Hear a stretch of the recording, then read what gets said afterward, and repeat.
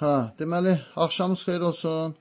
Bir qardaşa söz vermişdik ki, torpaqda orqanik maddəni artırmaq haqqında danışacağım. Çoxdan da vaxt eləyə bilmirdim, çəkiliş eləyə bilmirdim. Bu günləri biraz vaxt elədik, yenə də sizinləyəm.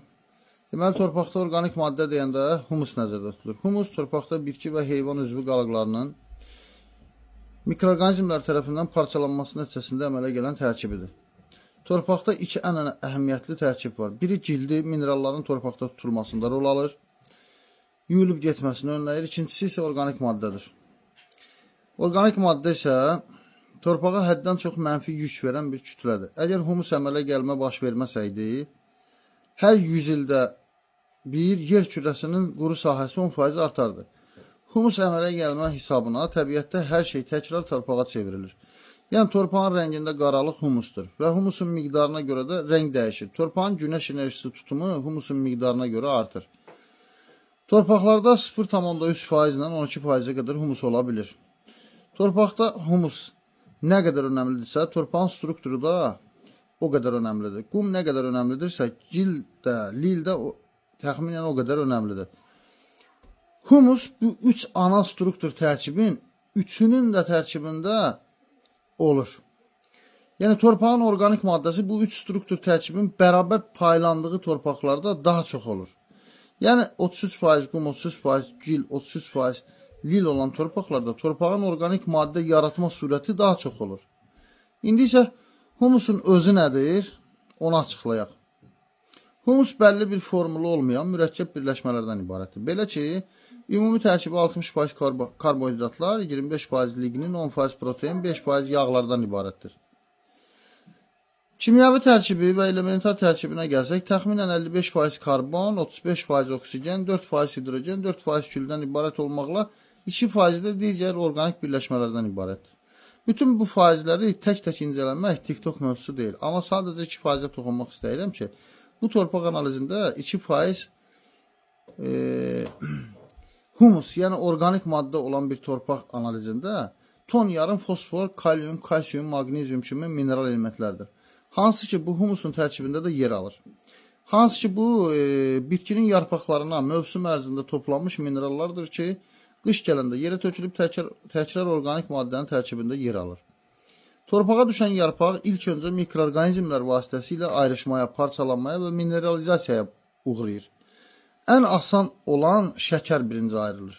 Sonra xam protein, selluloz, lignin və yağlar və s. Yəni, sırasıyla fermentativ, yəni enzimatik parçalanma davam edir. Və bütün bu ayrışmaların yekununda humus əmələ gəlir. Əslində, bütün bu işlərin hədəfi ilə humusu ayırmaqdır. Bu enzimatik oksidasiya və enzimatik reduksiya reaksiyaları nəticəsində parçalanmadan ayrılan birləşmələr konkret olaraq hansılardır? CO2, karbon qazı, CO3, yəni karbonat, hidrokarbonat, saf karbon, hətta karbon H4, yəni metan qazı, azot, nitrit, nitrat, SO4, H2PO4, PO4 kimi ümumi mineralizasiya məhsulunun təxminən 97%-ni təşkil edən ancaq anyonlardır. O saydıqlarımın hamısı anyonlardır. Bütün bu maddələrin içində ən önəmlisi və ən önəmli miqdarda olanı azot və fosfor birləşmələrdir. Yerdə qalan 3% isə kalsium, magnezium, natrium, kalyum, ferium, mis, mangan, sink və bu kimi katyonlardır. Yəni 97% anyondur. Və bütün bu saydıqlarım heç biri humus deyil. Sadəcə humus əmələ gələrkən yolda əmələ gələnlərdir. Yəni bir yarpağın çürüməsi ilə hansı ki çürüyür ki humus əmələ gəlsin, humusa qədər bunlar əmələ gəlir. Yəni bu saydığım elementlər əmələ gəlir və demək olar ki, bütün reaksiyalardan torpaq ancaq anyon əldə edir. İşin yekununda humus əmələ gəlir. Yəni, torpağa daxil olan bütün bitki materiallarını, mineralları parçaladıqdan sonra yerdə qalan maddə humusdur. Humus dediyimiz bu məşhur zat, yəni 4 ana tərkibdən ibarətdir. Humik asitlər, sulfik asitlər, huminlər, humatomelonik asitlər. Bunların haqqında da kifayət qədər ayrı-ayrılıqda funksiyaları barədə məlumat vermişəm. Onun strukturunda təxminən 56 humusun strukturunda təxminən 56% karbondur, 5% hidrogendir, 2% azotdur, 0,30-35% kükürdür və 35% də oksigendir. Humik turşuların strukturunda olan bəzi qruplar torpağa ciddi miqdarda mənfi yük əlavə edir. Məsələn, karboksil qrupu, fenolik və spirt qrupları, metoksil qruplar, karbonil qrupu, kulnoid qrup birləşmələr var ki, bunlar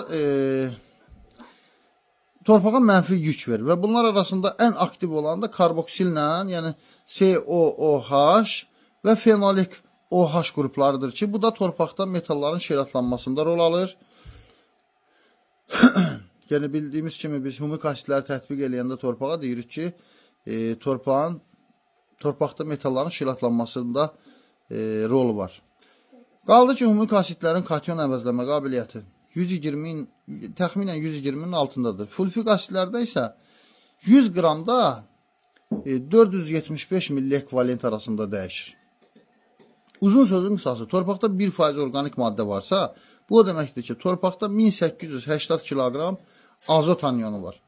Yəni anyonu var, nitrat formasında. 126 kiloqramdan çox fosfor var.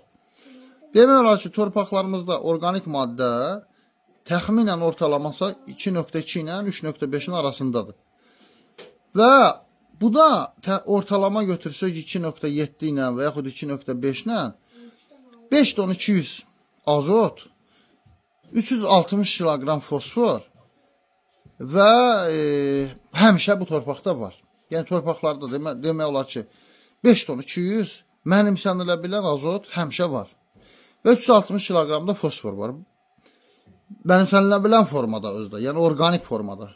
Bütün bunları danışdım ki, organik maddə necə yaranır, anlayışını bilək. İndi isə sualımıza qaydaq. Torpaqda organik maddəni necə artıra bilərəm? Gördüyünüz kimi,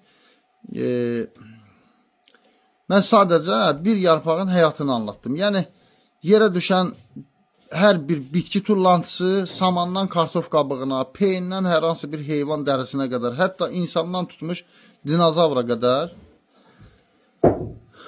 ölümü dadmış hər bir canlı aləm, hamısı eyni ağır və acınacaqlı taliyə məhkumdur. Yəni, Əli İmran surəsində deyildiyi kimi, hər kəs ölümü dadacaq.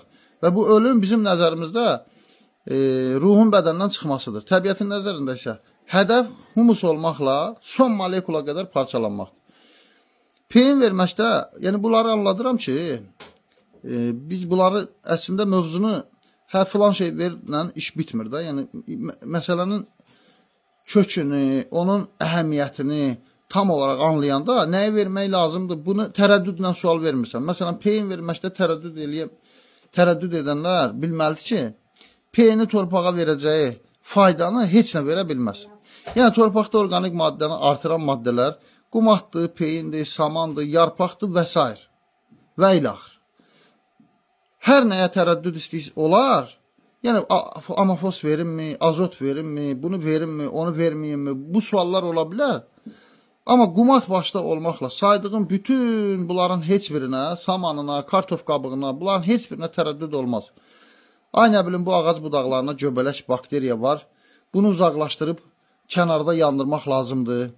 Yəni, belə bir ifadələr var, belə bir fikirlər var.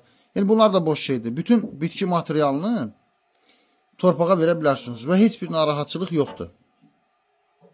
Yəni, hər hansı bir bitki tullantılarının xəstəlik daşıması o mövzuya da ikinci bir videoda çəkib vaxt oldu. 10 dəqiqəni keçməsini istəyirəm. İkinci bir videoda da onu paylaşacağım siz üçün.